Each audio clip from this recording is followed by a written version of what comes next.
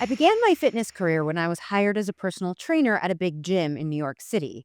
And the things that I loved right off the bat, building relationships with my clients, creating a safe environment, and programming workouts that were thoughtful, balanced, and creative and unique.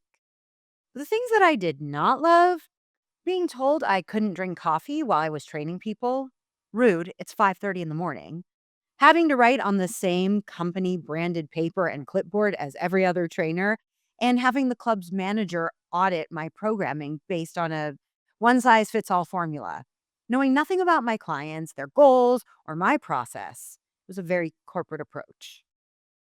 And after enough interactions like this, I knew it was time for me to go out on my own and eventually open a gym where I could merge the education and experience that I gained from a corporate setting with the creativity and the personalization that I really, really love. But leaving a steady paycheck and benefits was and is scary. Giving every client the exact same workout, regardless of their fitness level, injuries, or goals, would be lazy, even dangerous. Yet so many systems, corporate gyms, traditional classrooms, even businesses, default to a one size fits all approach because they're easier to manage, not necessarily because they work better. My guest today is Dr. Catlin Tucker. She is a best-selling author, international trainer, and keynote speaker. She was named Teacher of the Year in 2010 in Sonoma County, where she taught for 16 years. Catlin earned her master's in education at the University of California at Santa Barbara and her doctorate in learning technologies from Pepperdine University, where she's a professor in the Master of Arts in Teaching program.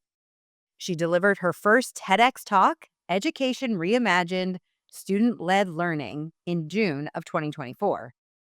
And she's published 11 books, a real slacker, including The Station Rotation and UDL, Elevating Educational Design with AI, The Shift to Student Led, and The Complete Guide to Blended Learning.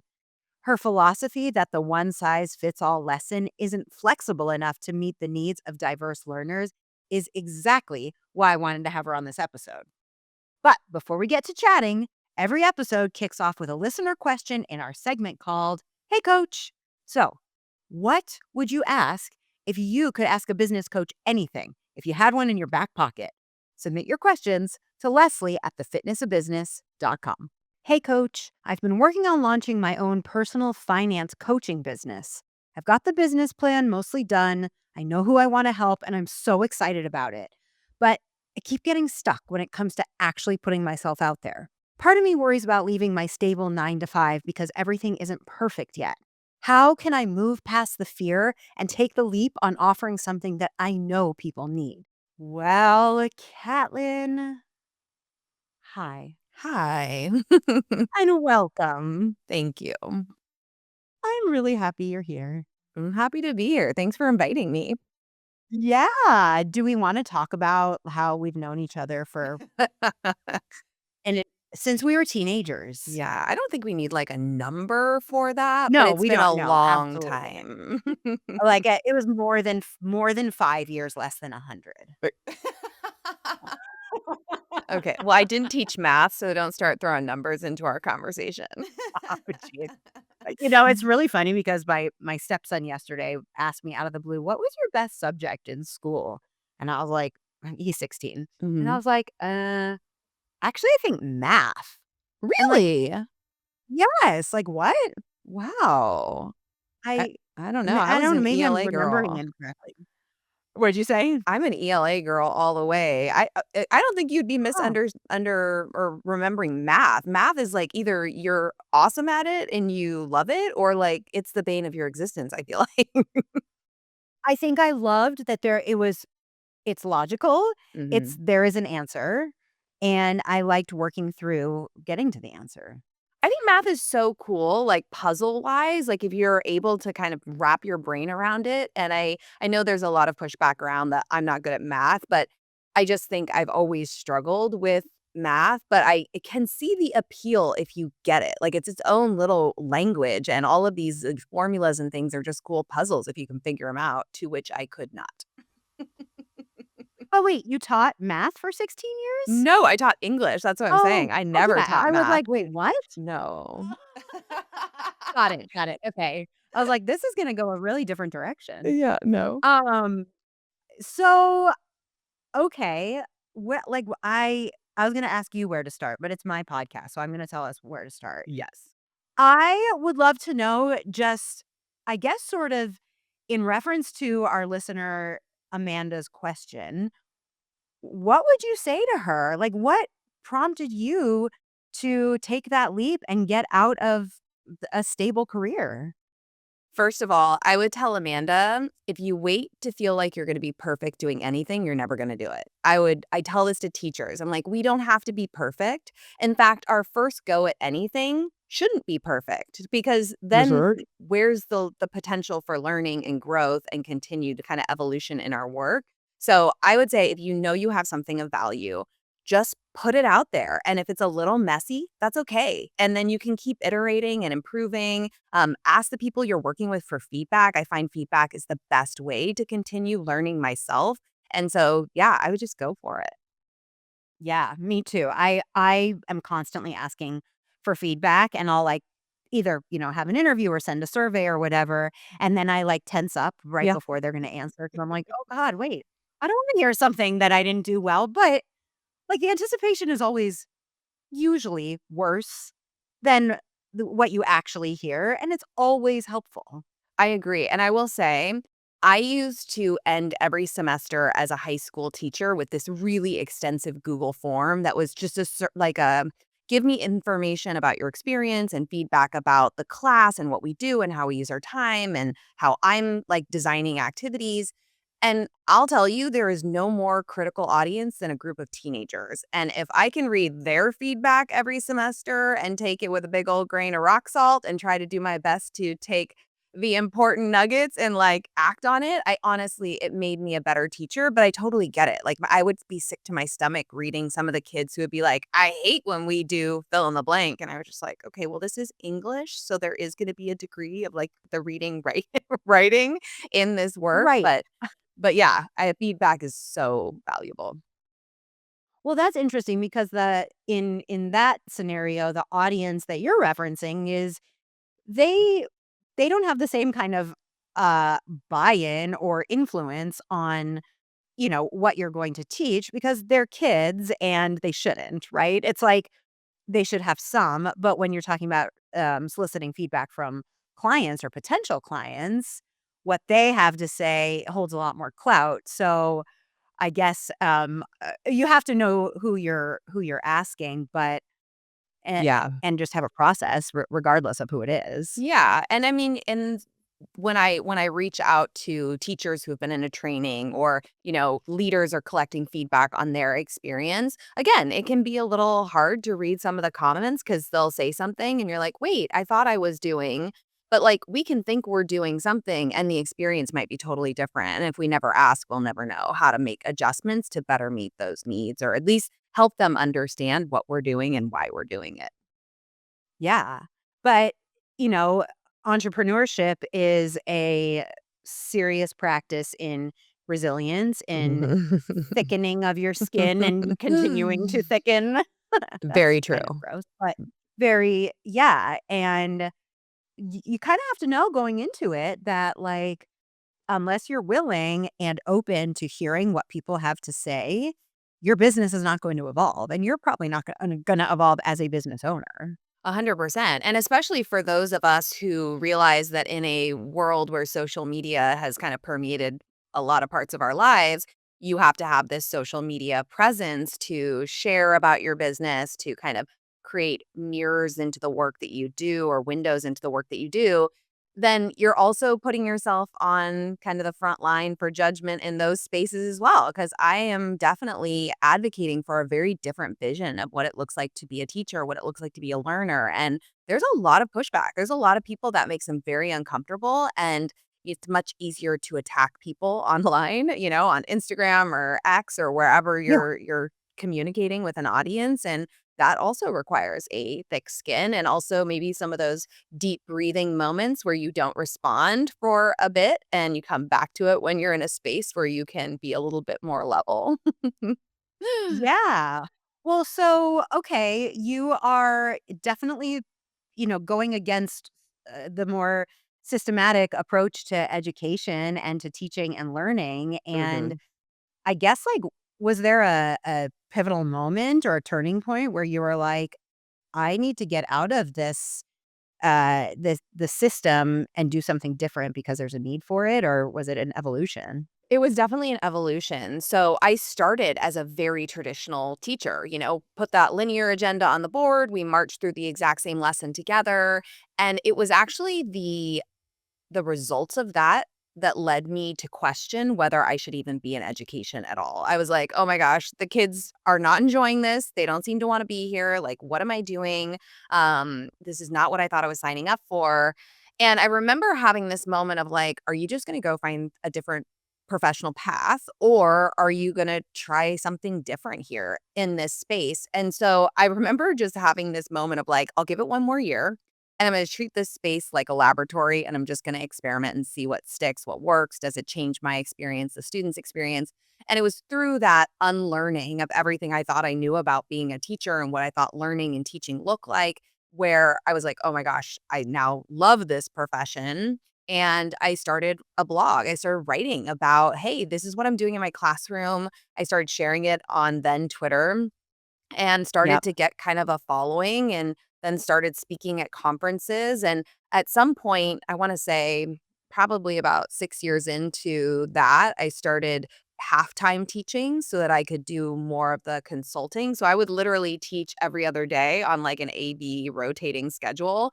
And I would Yeah. teach all day, fly out, go train a group or speak at an event, fly back, teach the next day. And I was able to sustain this balance for quite a while. And then, as you know, in 2017, my house burned down in a wildfire. And I had just started my doctoral journey, and which I had been waiting to do for years and years because I had children.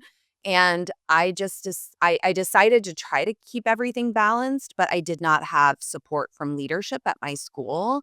And Mm. I remember just feeling like this is now unsustainable. I like can't keep all Mm. of these plates in the air. What am I going to focus on?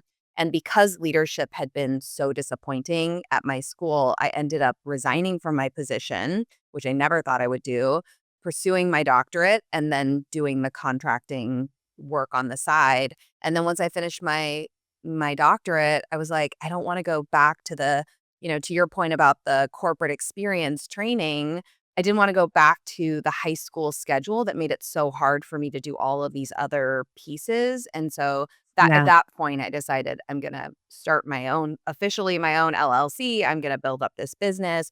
I'm gonna teach at the college level instead of the high school level and try to make that balance work. Yeah. How did you decide sort of what that first, I don't know, revenue stream was going to be? Or how did you figure out how to monetize what you had already started? Yeah, I was, I think, very lucky because I have had the privilege of contracting and kind of consulting consistently with a couple education businesses. And so I had kind of a little bit of like just consistent income doing that consulting work. And my speaking and training services, I always had a pretty decent ask. And often the issue was, no, I'm teaching that day or I can't get out there. It won't work with my Mm. schedule. And so in the beginning, it was a little bit like, we'll just see how it goes. But I was never worried I wouldn't be able to make enough to sustain myself. But to your point, things like losing health insurance and having to pay for those things out of pocket, those are where you're like, "Oh, these are kind of the hidden costs of not being employed by a big organization or a school district," in my case. Right.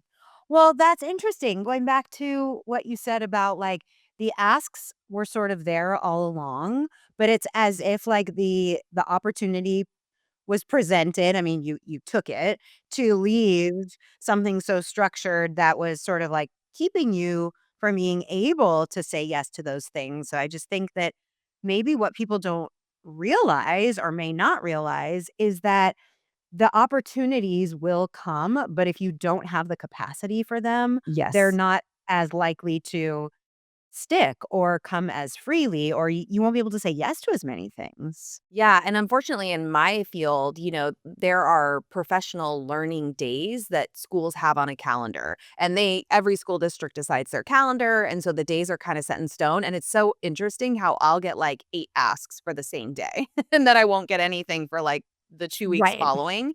And so Yeah. yeah, if I wasn't available, then I just lose that opportunity and they may or may Mhm. not come back to me to ask in the future. Right. Yeah, so, it is risky and it is taking a leap of faith. So that always makes me think of watching The Bachelor because that was like their catchphrase. My friends and I used to have a drinking game about that. Um, that's another episode. Yeah. But yeah, like if you allow yourself to take that leap of faith, which requires just confidence that you have put enough of the right sort of like cogs in the wheel to at least get it to start turning, Yep. then, hopefully that momentum just continues. Yeah, and there's a lot of, nurturing the flame and feeding the fire when it comes to a business. Yes, I might get a pretty consistent ask, but it's because I am doing the work every single day. I'm put out a substantial blog every week. I have a podcast every week. I like doing all the things to like nurture the garden so that hopefully there aren't those long stretches where I'm not hearing from people looking for training or speaking services. Yeah. Right. And I spent almost this entire summer just working on sort of like the building piece again. I did a rebrand and just getting really clear on some of those business building pieces um in hopes that eventually they're going to come back to me. But if you don't take the time to do that, it's like there's always work to be done. Yeah. It's just like what season of your business are you in Mhm. and what season of the business will it eventually benefit? Yeah, yeah, and I feel like, for people who are in the early stages, I don't obviously I'm in education and professional learning, but, like, it's wild to me where I feel like I understand the rhythms of a school year, right? And I was a teacher for 16 years. But then as a business owner doing this work, like, this year was incredibly slow at the start of the year, and then the end of this year, like, August through now, has been absolutely bonkers, and August is usually bonkers, but October, not really. Like, it's just so interesting. Like, as soon as I feel like I understand the rhythm, something totally out of my control will happen that I sometimes don't even understand that will then make 1 month crazy busy, and 1 month Yeah. that's usually busy is, like, dead. Yeah. Yeah, as you're saying that, when I had my gym, I used to look at the data of what days people would come in, what classes they would frequent, what months were the most popular. Mhm. And, sort of everyone assumed like, well, in January, you're going to get this huge bump in membership because of New Year's resolutions. And I was like, actually, no, we have Mm. no consistency in attendance, in time of year, in like when people are purchasing memberships or discontinuing memberships, and it, Wow. like, drove me crazy because I was like, "Well, how do I plan? I'm a planner." I'm such a planner too. I know it's Yeah. very, like, unnerving not to understand why Yeah, the ebbs and flows happen. exactly. So, do you sort of on the back end have an idea of how you like to divide your time? What like, how many what percent ideally you're dedicating to each facet of your business? I would love to have a really smart answer for that, and the answer is no. Like, I Yeah. feel very my time is dictated by my speaking calendar, right? And Mm. so I I have to wedge in all the other stuff when I'm super busy as I've been doing for the last 3 months. You and I were talking before we went live about, "How are you doing, Catlin?" I'm like, "I am treading water." I've been home finally Mhm. for, just over a week straight, and I had been, like, daydreaming about this as I was on the road for the last basically 3 months, and I haven't yet had a chance to truly exhale and have, like, a slow morning with coffee. I'm still treading water. I'm scrambling to catch up with all of the things that have been kind of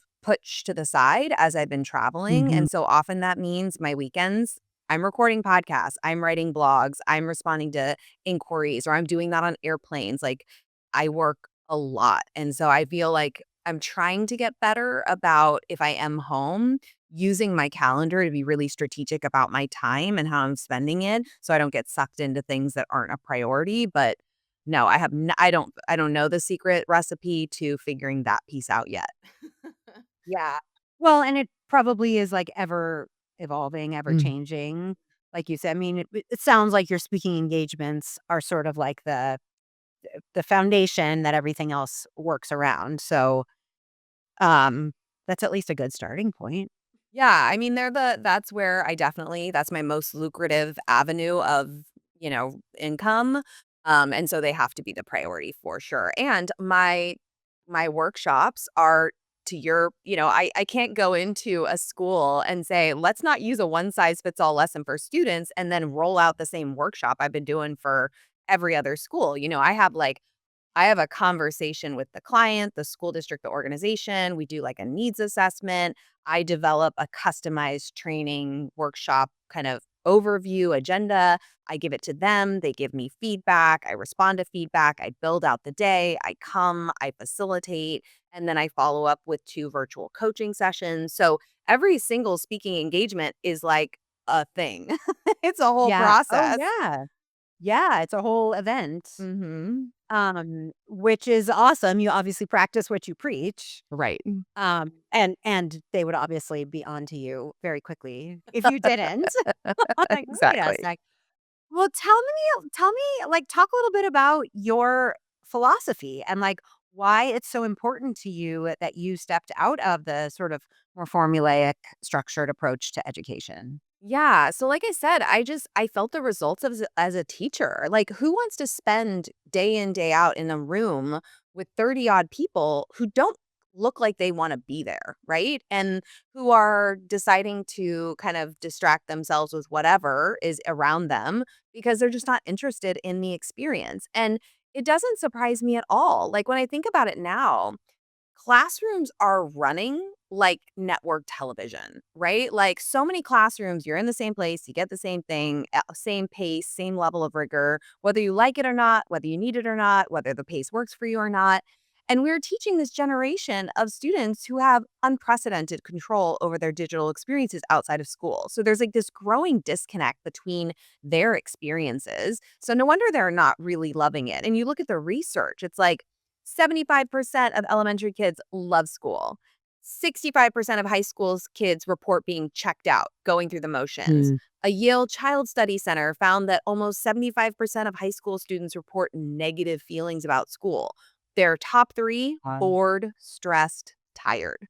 So clearly, the way we are doing this in a lot of schools and classrooms is not working.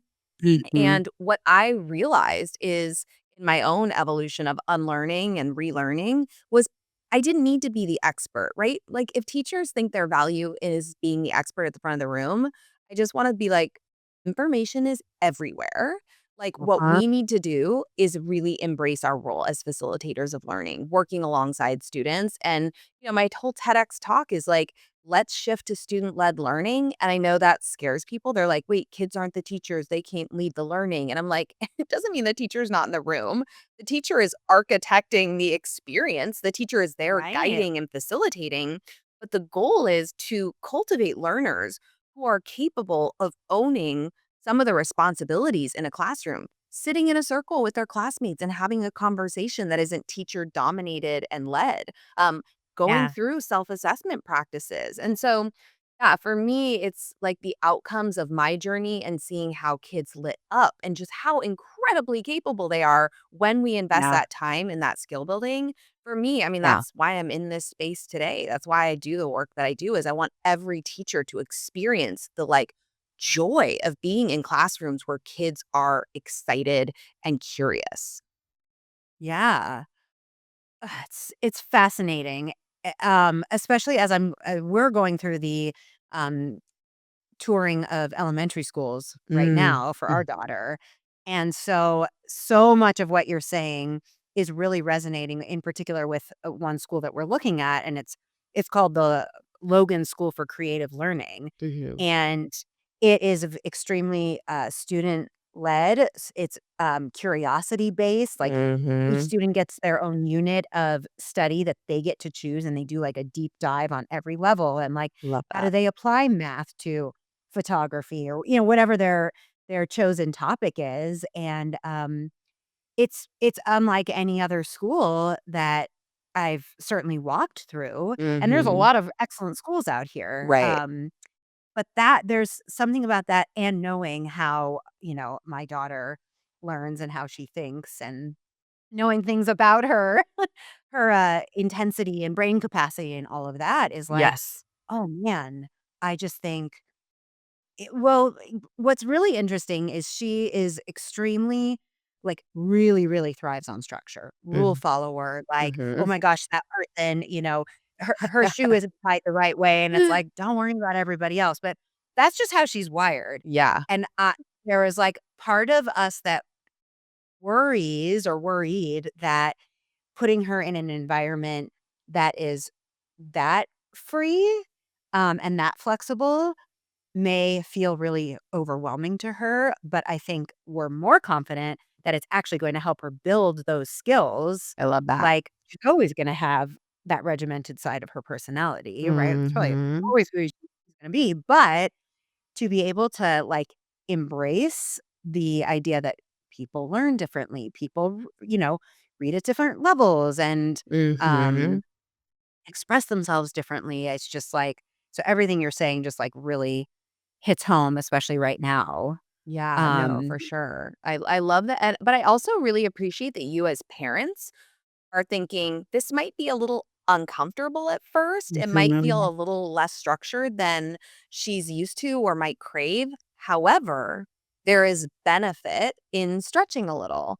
And I think there's sometimes I don't see that. I see a lot of parents who are like, "I don't want my kid to be uncomfortable. I don't want my kid to Mhm. like," and I'm like, this whole world's uncomfortable." Like, I'm not saying we Yeah. overwhelm young people, but like we have to help them sit in spaces of productive struggle or discomfort that are Yes. productive, you know? Yes. Yeah. Because otherwise, how do you like we talked about at the beginning, how do you develop those skills? I I mean, it's know. feedback, right? Like, being uncomfortable is feedback that something is not going exactly the way that you wanted or hoped Yep. or anticipated, Yeah. and that's okay. So what are you Yeah. gonna do about it? Oh, the number of teachers who will try something that, we talked about in training and say, "Oh, my kids didn't like that. They didn't like station rotation." I'm like, "Of course they didn't. They had to do the thinking. They had to do the work. Like, you weren't doing all the cognitive load for them. You were actually asking them to lean in and take academic and social risks. Like, that's a little uncomfortable. Yeah. However, there's a lot of Yeah. benefit in learning how to do these things." Quick pause. I was that kid in school whose notes everyone wanted to borrow before the test.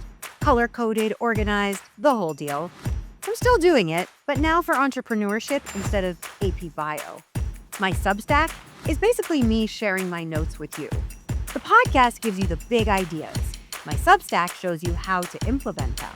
Step by step guides, templates, and real stories from the trenches.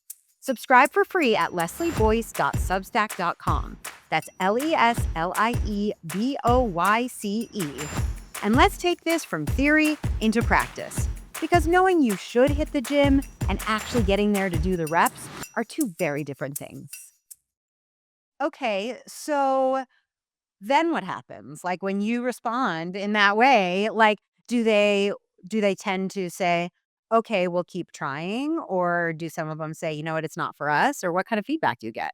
It's kind of mixed. I think, I definitely am very respectful in my responses to teachers. I know that any sort of change, whether you're in education or another industry, it's uncomfortable, right? Like there's a whole immunity to change model because it's like kind of how we protect ourselves from Mhm. things that are scary and new. But I think, there's so many educators are so dissatisfied with their reality in classrooms, burnout, attrition. I mean, we're facing crazy teacher shortages. And so to me, it's like, what do we have to lose? If we're Mhm. not happy in our situation, if the way we're doing this work isn't yielding the responses or the outcomes that really brought us into this profession, then we need to be willing to experiment. And it doesn't have to be with a particular model or strategy. There's so many different ways to go about this work. But I would say, just like you want students to sit in these spaces of like uncomfortable, challenge when they're learning things in your class, we have to see ourselves as the lead learner, no matter what our role is. But as educators in particular, modeling this lifelong learning, modeling experimentation, modeling what it looks like to fail when something doesn't go right. How do we handle it? Do we Mhm. ask kids for feedback? So I always encourage the like, don't don't do it once and then give up, right? Just like the comment to the question earlier in the episode. It's like it's not going to go perfect the first time. And how Mhm. many of your lessons as a first year teacher went perfect? Probably none of them. That's fine. We grow, we get better, and we need Yeah. to remember that. Yeah. I obviously my podcast is all about the fitness of business, and so in thinking about the fitness analogy, outside of just leaving my personal training position with a more corporate setting, I think about like how essential it is for like I trained for a marathon. I don't know if you remember that. Oh It my was gosh, I do remember that because I think that's Yeah, crazy. I was 23 and it broke my body at 23, which is like not did not bode well for the next Right. till now. But I remember when I was training for the marathon and I signed up for this training program, and it wasn't just like go out and do long runs. It was like do a long run once a week, and then twice a week you're going to do sprint training. And it didn't have any strength training in there. It should have. It's like Yeah. all of these things that feel really uncomfortable because it's not the exact thing that, well, why don't I just run if I want to get better at running? Yeah. Well, that's very short-sighted, and it's going to, force you, me, whoever, to step outside your comfort zone and Mhm. try something that you're not great at, and maybe will never be, but it is all going to benefit the bigger picture. Yeah, and I think also, like, to continue the conversation around, like, the similarities between fitness and being an entrepreneur and owning a business is, to your point, you have to kinda diversify your workout to get that all of the benefits, and I think and sometimes you just gotta show up and put in the work even though you don't want to, even though you're exhausted, like, I work out every single day, and most of the time, I love it, right? It's really a stress management for me. However, there are days when I'm just like, I am so pooped, and I'm like, I'm not gonna do my normal crazy workout, but I'm still showing up, and I'm still gonna do it because I think those pieces are so incredibly important to, like, obviously nurturing your long-term health, but also just, like, that's what we do in business to nurture the long-term health of a business, is you have to show up and you have to do all the different things that come together and coalesce to create a successful, like, healthy business. Yeah, exactly. Exactly. Oh, thanks. You're I'm gonna use welcome. some of that in well, in my everything. Um, okay. So tell me about how you got from sort of like I won't say casual speaking engagements because that seems to diminish what they have been.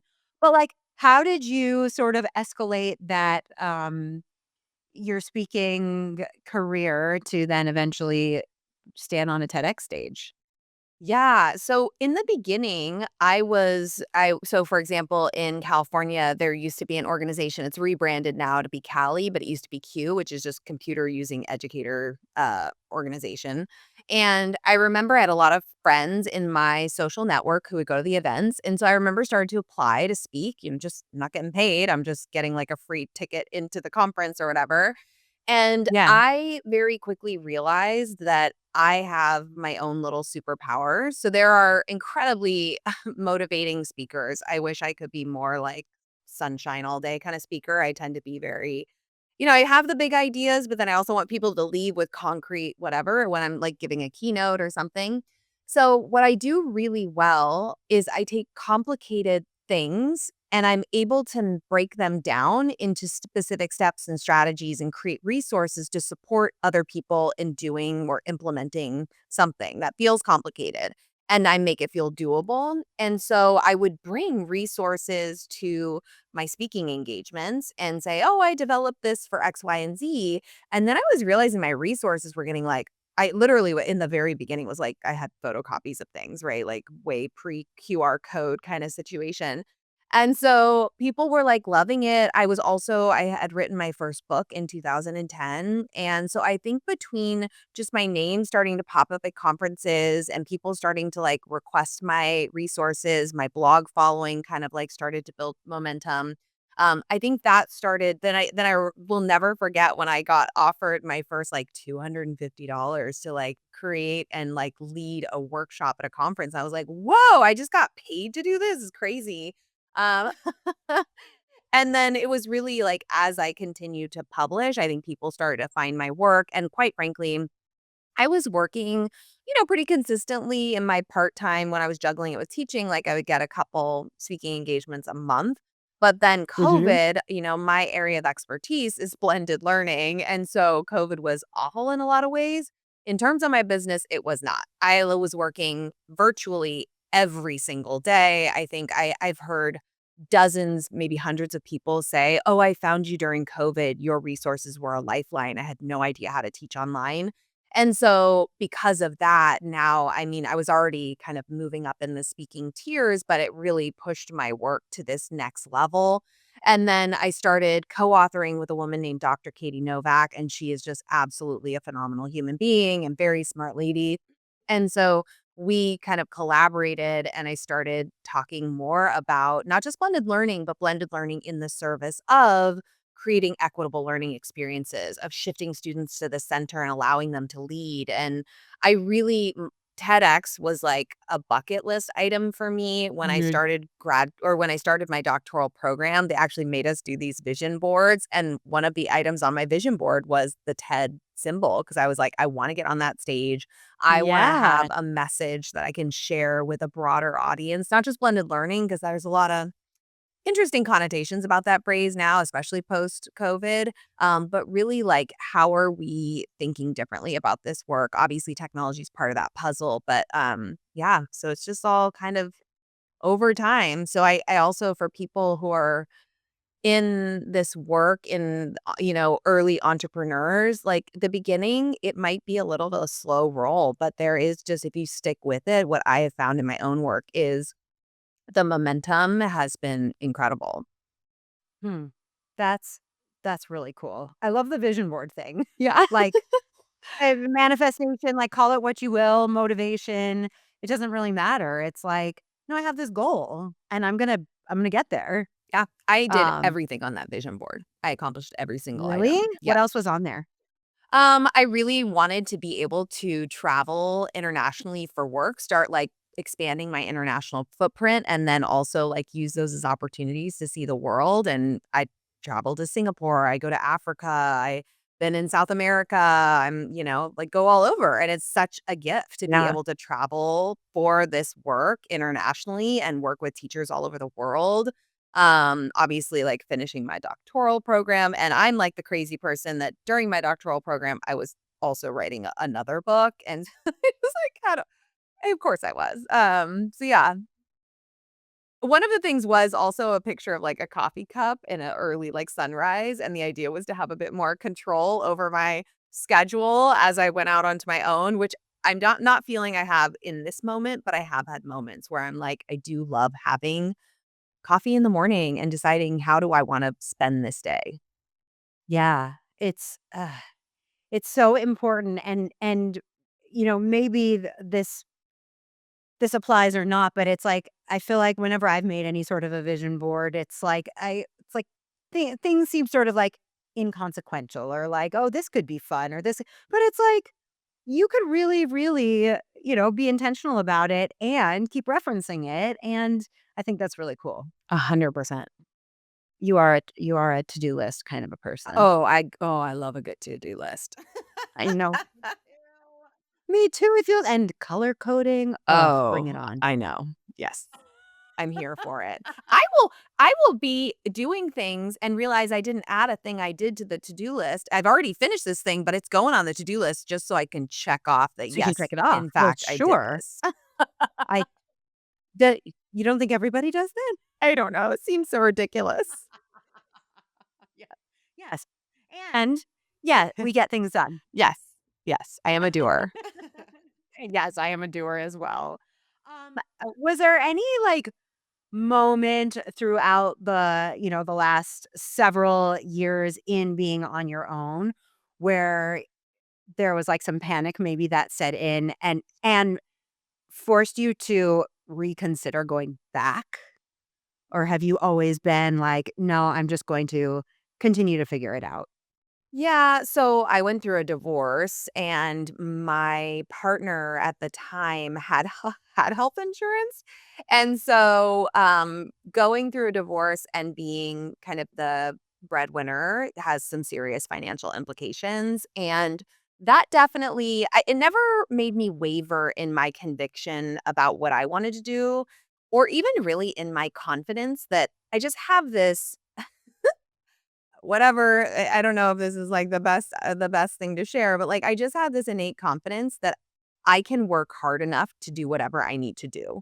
And I think it sounds like a good thing, but it also means I put a bombastic amount of pressure on myself and it means that I will work upwards of 80 weeks to get or 80 hours a week to get what I need done that I feel like is going to be in service of making sure I can keep basically two households like afloat, right? And so there's times when your personal life will shift and things change and that has real implications for your business or how like can you show up as the person you need to be for this business, right? Mhm. Like it's hard navigating life's ups and downs and showing up and facilitating trainings and working with people and being like a positive presence. Yeah. And so I think I've had moments like that that have been hard, but I've never wavered in my confidence that this is what I love. This is what I mean, I feel Mhm. so grateful as much as I work. I love my work. I could not Y be more passionate. I've had so many people say, "You do so much. Like, if you're overwhelmed, could you just like let something go?" And I'm like, no, I love writing. I love speaking. I love training future teachers. I love everything that I do. And I want to continue to find ways to do it. Yeah. Well, I think it's, the pros and cons of the ability to compartmentalize at times. I just, went through the loss of my mom, and I, Mm. put an episode out a couple weeks ago just talking about giving myself permission to show up as best as I could for Yeah. my business in the months following now whenever grief hits, and, Mhm. like, being okay with saying, "No, I did I showed up and I did the things that still fulfilled me and, still allowed me to make some forward progress, and maybe, it wasn't my crazy hustle time or whatever, but, Right. like, that's okay because things in my personal life just took priority." Yeah, and I think it's really wonderful because I mean, I haven't lost one of my parents yet, but, like, to be able to just have those human moments with the people you Mhm. interact with, right? Like, Yeah. this is what's happening for me, and yeah, I'm just gonna do my best, but it's really hard in this Yeah. moment Yeah. to kinda sometimes just put that foot in front of the other. Yeah. Yeah. And I think I'm really thankful that there is a shift these days into allowing people to, Mhm. like, not just allowing people to be more vulnerable, but like embracing people's vulnerabilities and the fact that we are humans. And, I just, I remember being in like definitely a more corporate setting, like right when I had graduated college and I worked in a PR department Oh, at a wow. hospital. And, like, I had to wear pantyhose every day, which was like, What? "What?" Wha Yes, pantyhose That's because wild. you never knew when the media might come. I was like, "And talk to me?" Anyway, that's totally besides the point. I But wasn't even it wearing was like pantyhose in my TEDx talk. right, exactly. It was so bizarre.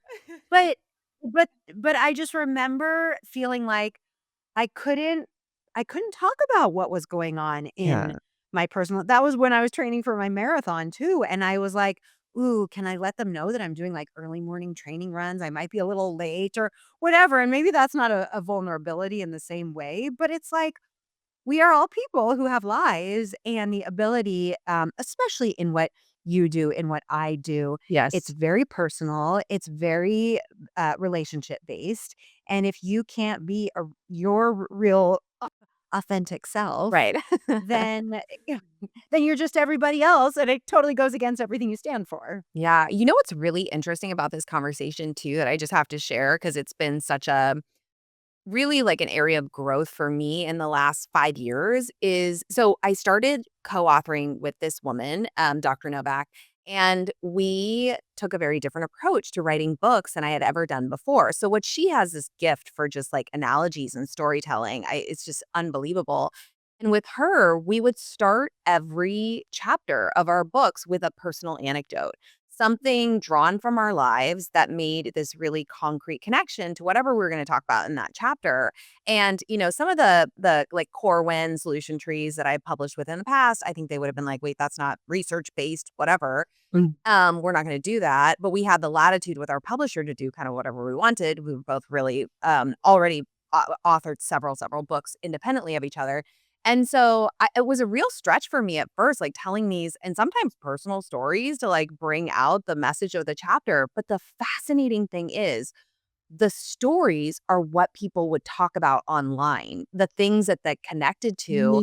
And Mm. then as a keynote speaker, one of my real challenges several years ago was moving from like too much information, too much detail. Like I felt too Mhm. in the weeds because, I'm really good at like explaining how to do things.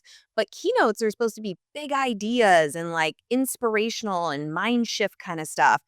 So what I ended up doing was anchoring some of my keynotes in these personal anecdotes, like weaving them through so that it wasn't just about like whatever content and concepts we were there to talk about. It was really these bigger picture kind of ideas linked with stories, which as humans, our brains are wired to remember Yeah. storytelling or to remember Yep. stories. And people come up after keynotes and they're not like, that's a really interesting strategy. They're like, oh my gosh, so your dog or blah, blah, blah, or whatever random story I told for a particular purpose, obviously, that's what Yeah. their emotional connection is to the talk. Yes. And that's what's going to help them remember the concepts that I was actually covering, you know? Yes. Yes. All of it. Yeah. Yes. So for business owners and entrepreneurs, as much as you're comfortable and as much as it makes sense, whatever your business and business model is, allowing people to get to know a little bit of you and have that Mhm. connection, I agree. It's in this moment, it is important. That Mhm. authenticity, being a real human being is important.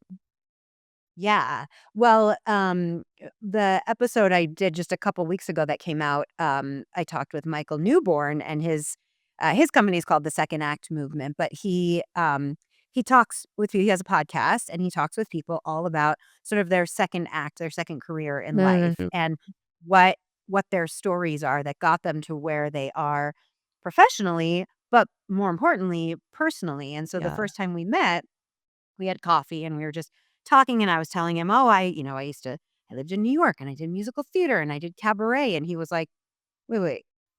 Why is that not on your website? Like that's your story. That is a really interesting story and that is Yes. very unique." And I was like, "Oh, I don't know because it's like has nothing to do with business coaching or whatever." And he's like, "Ah, that's exactly what I'm talking about." So, yeah, it's Get one of those cabaret photos up on your website, Leslie. Let's see it. girl, I have sometimes come across those and I'm like, wow.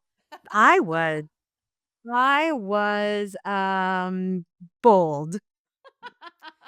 You know what? That's what youth is for, being I bold. know, I know, I know. Oh my goodness. Well, gosh, anything else that you feel like we haven't covered before I dive into my final question? I'll just say I have a lot of people reach out in the education space and essentially ask me, they'll say something like, I want to do what you do. How do I do it? And I Oh, just yes. Yeah, that's right. I just kind Yeah. of laugh because I'm like, I do feel like there was intentionality, but there was also like this series of just like happy accidents that led to me to the where I am today. But I'll be honest, I think that the piece that maybe they're not prepared for or they don't always want to hear is it's hard work, right? Having a business and that is successful over time means you have to show up every day ready to work. So you better love what you do. Yes. You better. And Yeah. because you will not love every part of it, and No. that is okay. Yeah. In fact, it would be probably misrepresentation if you said, I love absolutely every part of what I do. Right. No. Um, or I'm good at every part of what I do. But to our listener who's saying like, maybe what are the first few steps or first one or two steps that she could take or someone in a position like hers could take to try it out, uh, dip a toe in the water, but in a strategic way.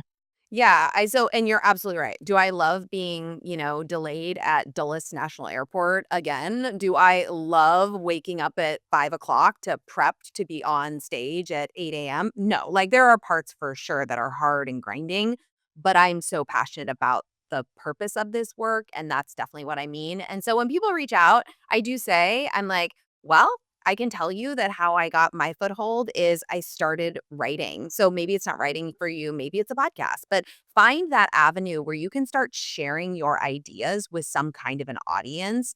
And then also be willing to kind of reach out and find those spaces. Conferences are a great place to start saying, hey, can I speak here? Even for free. Like, let me just start getting in front of people, seeing if what I have to say really resonates, because that Mhm. was really how I got the very early stages, how I got started. Yeah. Well, I'm gonna ask a totally personal follow-up question, Okay. not personal like I'm gonna unearth something, but personal about me. I told you I would not bring up the tube tops. Okay, thank Oh, you. shoot, I did it. I did it. So I have been thinking more and more about doing more speaking. Mhm. Not that I do much at all, but Mhm. like I love doing the podcast. I love when I run my courses and I get up and I talk in front of a small group and like I feel like I'm in my element and obviously having the theater background is For probably sure. has a lot to do with that. But like I often struggle with I'd love to like explore the idea of more speaking engagements. I don't know specifically what I would talk about. I feel like a Mm. generalist and I don't know how to narrow it down.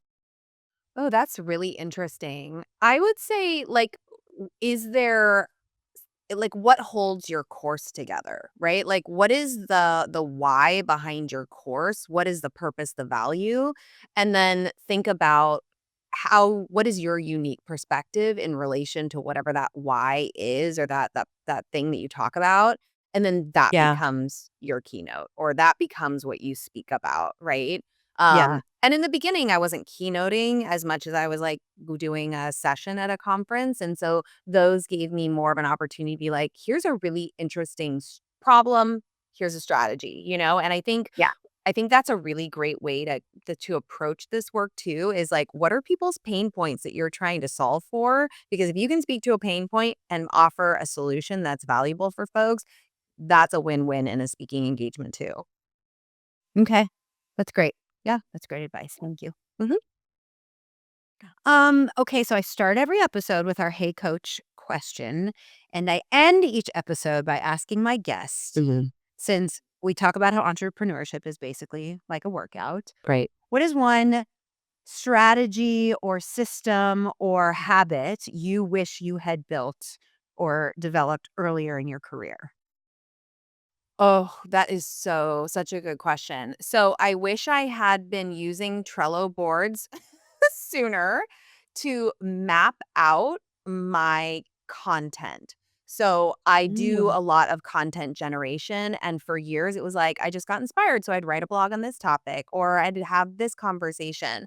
And now I am much more intentional about, okay, this month, here's who my guest is on my podcast. Here's what the information I want to focus on in my blog. I'm going to record mini episodes of my podcast that align with those blog episodes so people can listen or watch So it's just like that Yeah. intentionality and having a tool, like it doesn't have to be Trello, but something Trello has been super helpful for me that just really helps me stay Mm. on track and organized. So it's not just me throwing pasta at the wall because I had an Mhm. idea. It's me being much more strategic about my content approach and messaging.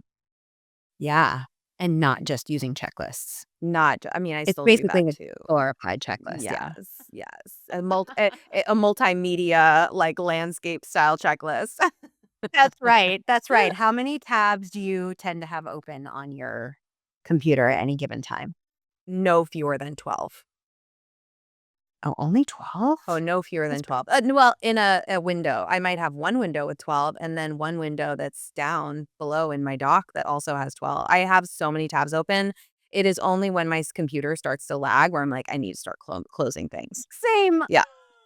I actually just looked at my storage yesterday and I was like, I don't even most of it is, like, data, and I'm like, I think that's all my Yeah. tabs. I'm pretty sure it's all my tabs. And Chrome is a beast. Okay. It's just eating up your bandwidth. Oh my god, yes, but yes, technically, emotionally, all of that. Yes. Well, if you would like to contact Dr. Catlin, oh, it's not gonna get old. She hosts a podcast called The Balance and is active on X at Catlin_Tucker and on Instagram at Catlin Tucker. And you can learn about her work on her website at catlintucker.com. Thank you so much for being here. Thank you for having me. It was so fun. Yeah, it was so fun. And please come back to Denver. I am coming back to Denver. I will send you my information, and this time I am staying so that I can see you. Yay! Yeah. Okay, good. Yep. Okay, good. Oh, that'll be so fun. I Okay. think it's February. It's Alright. either end of January or Okay. February, so I'll let you know. Yay! Alright. Well, if you liked today's episode, subscribe, share it, leave a review, and we will see you next time. Thanks for being here.